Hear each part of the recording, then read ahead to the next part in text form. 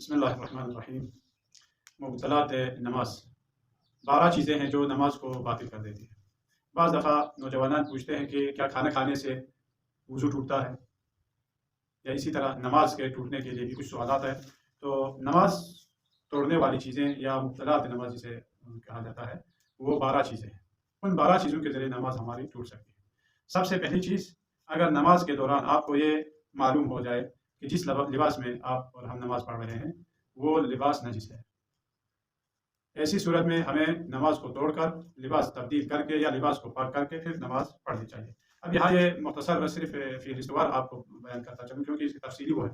ابھی صرف یہ جوانوں کو یہی بتانا ہے کہ کیا کیا چیزیں ہیں جو نماز کو باطل کر دیتی ہیں۔ تو دوسری چیز، عمدن یا سہون کسی بھی صورت میں پیشاب پاخانہ اگر نکل آئے نماز کی حالت میں تب بھی نماز ٹوٹ سکتی ہے۔ جو تیسری چیز، عاجزی دکھانے کے لیے جو ہاتھ باندھے نماز کی حالت میں، جیسے ہمارے اہل سنت برادران جو ہاتھ باندھتے ہیں جسے تکتف کہتے ہیں عربی میں، یعنی یہ ہاتھ پہ ہاتھ رکھنا، یہ ہمارے ہاں نماز کے باطل ہونے کا وسیلہ ہے۔ اس سے نماز باطل ہو جاتی ہے فقہ شیعہ کے مطابق۔ اب اہل سنت کے ہاں کیا نماز باندھنا، یہ ہاتھ باندھنا واجب ہے یا نہیں؟ کہتے واجب نہیں ہے۔ ان کے ہاں بھی یہ واجب نہیں ہے تکتف، بس احتراماً جو ہے وہ تکتف کرتے ہیں، کرنا جائز ہے، واجب ان کے ہاں بھی نہیں ہے۔ لیکن فقہ شیعہ کے مطابق تکتف جو ہے یا ہاتھ پہ ہاتھ رکھنا یہ نماز کو باطل کر دیتا ہے۔ چوتھی چیز، الحمدللہ رب العالمین، یعنی سورہ الحمد تمام ہونے کے بعد جب والضالین پہ پہنچے تو اس وقت ہم الحمدللہ رب العالمین کہتے ہیں۔ اہل سنت برادران آمین کہتے ہیں۔ تو آمین کہنا ہمارے ہاں نماز باطل کرنے کا سبب ہے۔ ہم الحمدللہ رب العالمین، ہمیں یعنی فقہ شیعہ کے مطابق یہ کہنا چاہیے۔ پانچویں چیز، قبلے سے اگر رخ پھیرے تب بھی نماز باطل ہو سکتی ہے۔ یہ رخ قبلہ ہے، آپ یہ بولے سے بھی یا کسی بھی صورت میں اگر آپ نے رخ پھیر دیا تو اس صورت میں بھی نماز باطل ہے۔ لیکن تھوڑی بہت اگر دائیں بائیں طرف اگر ہو جائے کوئی مشکل نہیں، تھوڑی بہت اگر ہو جائے تو کوئی مشکل نہیں، کیونکہ یہ چہرہ جو ہے یہ 30 درجے پر ہے۔ خدا تعالیٰ نے یہ آپ کا ہمارا جو چہرہ ہے، یہ چہرہ یہاں سے یہاں تک یہ سب چہرہ ہے، تو ہمارا چہرہ گول ہے، تقریباً 30 درجے پر ہے۔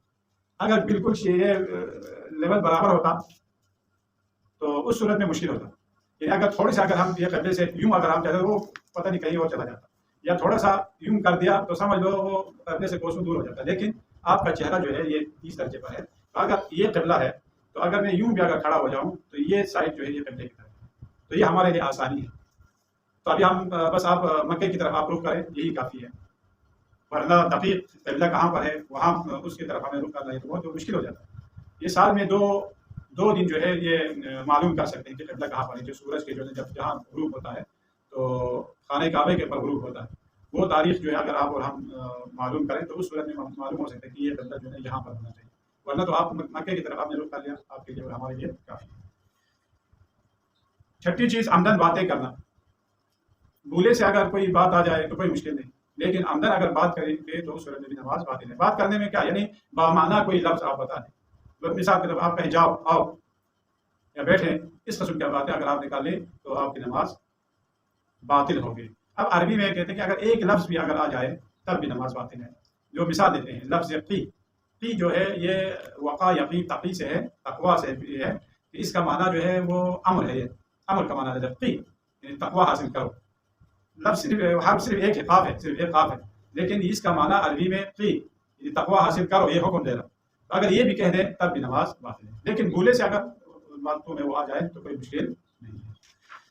ساتویں چیز، آواز کے ساتھ یا یعنی عمدن ہنسنا، ہنسی اگر آ جائے تو وہ جیسے قہقہا لگا رہے، تو اگر عمدن اگر کسی نے یہ اس طرح ہنسا یا قہقہا لگا ہے تب بھی نماز باطل ہے۔ آٹھویں چیز، دنیاوی کاموں کے لیے رونا یا دنیاوی مصیبتیں یاد کر کے رونا، یہ بھی نماز کو باطل کرتے، لیکن اپنے گناہ یاد کر کے خدا تبارک و تعالیٰ کی بارگاہ میں خضوع و خشوع کے لیے اگر روئے تو وہ تو اور بھی افضل ہے نماز کے لیے، ہو سکے تو آنسو بہائے، اور آنسو کا بہنا جو ہے آپ کی نماز قبول ہونے کی ایک علامتوں میں سے شمار ہے۔ تو بس یاد خدا میں اگر روئے تو کوئی مشکل نہیں، یعنی وہ باطل نہیں کرتے، لیکن اگر ہم دنیاوی کاموں کے لیے اگر ہم روئے تو اس صورت میں نماز باطل ہے۔ نماز کی حالت باقی نہ رہے، جیسے اچھلنا کودنا، اگر ایک شخص جو ہے وہ نماز پڑھ بھی رہا ہے اور اچھل کود بھی کر رہا ہے تو دوسرا دیکھنے والا دیکھ کر یہ کہہ سکے بھائی یہ تو کھیل کر اچھل رہا ہے، کود رہا، تو اس کی نماز بھی پھر باطل ہے۔ 10ਵੀं चीज़ खाने पीने की चीज़ें, ये भी नमाज को बातिल कर देती है। खाना पीना, खाने पीने में क्या क्या चीज़ें आती हैं, इंसान जो और फन कह सके कि ये कोई चीज़ खा रहा है, लेकिन अगर कोई दांतों के दरमियान कोई अज़ा का वो ज़बत रह जाता है और अगर उसे निकल जाए तो कोई मुश्किल नहीं है, उसे खाना शुमार नहीं करेगा। लेकिन जो कह सके कि भाई ये खाना खा रहा है, ऐसी सूरत में भी नमाज बातिल है। 11वीं चीज़ जो नमाज को बातिल करते हैं कि 2 रकात की नमाज जैसे नमाज सुबह और 3 रकात की नमाज जैसे नमाज मगरिब, इनमें जहाँ भी आपको शक हो जाए कि मेरी ये दूसरी रकात है या तीसरी रकात है या पहली रकात है, उस सूरत में आपकी नमाज बातिल, नमाज सुबह में और नमाज मगरिब में जहाँ भी शक हो जाए।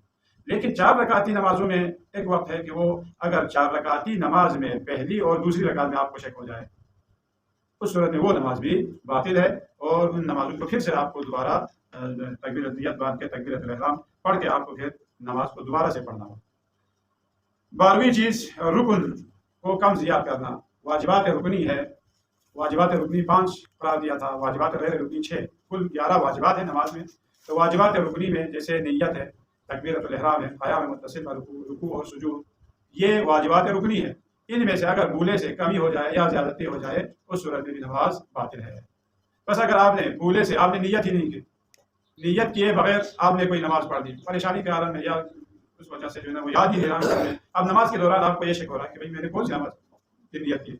अब आप सोचने लगे, ओहो मैंने तो कोई नियत में मुअय्यन किया नहीं, ये ज़ोहर की नमाज है, मगरिब की नमाज है, कोई नहीं, बस ऐसे अल्लाह अकबर के नमाज के दौरान आपको याद रखना, तो कोई खास नियत नहीं की, लिहाजा उस सूरत में भी नमाज बातिल है।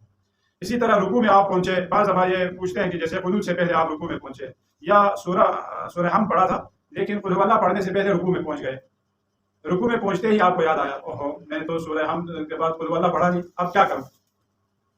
उस वक्त क्या करना पड़ेगा हमें, उस वक्त कोई बात नहीं, आप नमाज को मुकम्मल करें और नमाज को मुकम्मल करने के बाद एक सजदे साहब आप बजा लाएंगे या 2 सजदे साहब। वरना ये नहीं हो सकता कि आप रुकू में पहुंचने के बाद आपको याद है अभी तो कुल वल्लाह मैंने पढ़ा नहीं, आप दोबारा से खड़े होकर जो है कुल वल्लाह पढ़ें फिर आप रुकू में जाएं।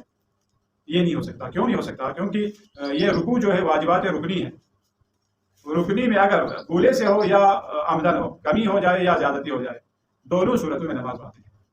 तो अगर हम खड़े होकर फिर कुल वल्लाह पढ़ के फिर हम रुकू करेंगे तो रुकू 2 हो जाएगा, इस वजह से नमाज बातिल है। तो फिर हम कुल वल्लाह का क्या करें, कोई बात नहीं, वो वाजिबात गैर रुकनी है।